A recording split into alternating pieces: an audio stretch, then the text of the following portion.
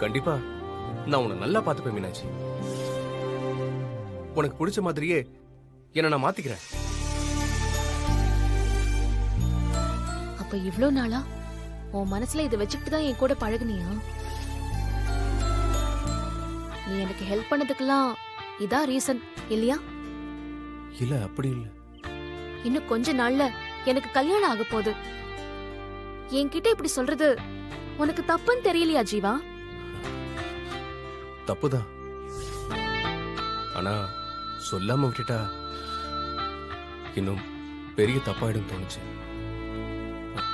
மீனாட்சி, எனக்கு நிஜமாவே உன்னை ரொம்ப பிடிக்கும் மீனாட்சி.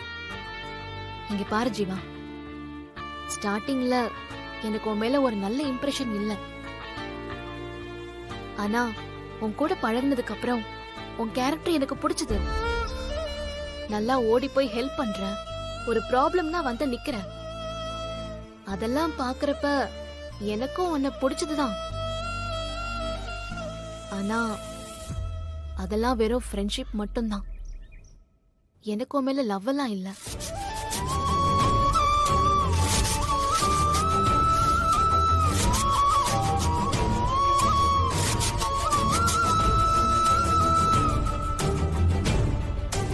நான் நிஜமாவே உன்னை நல்லா பாத்துப்பேன். ஜீவா,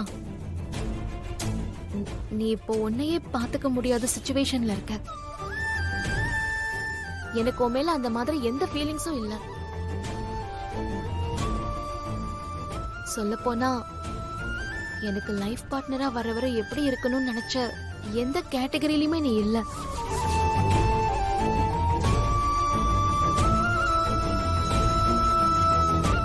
மீனாட்சி, நான் கண்டிப்பா என்ன மாத்திக்கிறேன் மீனாட்சி.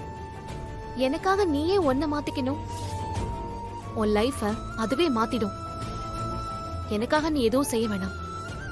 மீனாட்சி, நான் நிஜமாவே உன்னை லவ் பண்றேன். இங்க பாரு ஜீவா, இதுக்கு பேரு லவ் இல்ல, வெறும் இன்ஃபாக்சுவேஷன் தான். இல்ல மீனாட்சி, நான் உன் கூட இருக்கிறப்பதான் நான் சந்தோஷமாவே இருக்கேன். என்னோட லைஃப் ஃபுல்லா நீ என் கூடவே இருக்கணும்னு நினைக்கிறேன். நானும் அப்படி இருக்கணும்ல ஜீவா.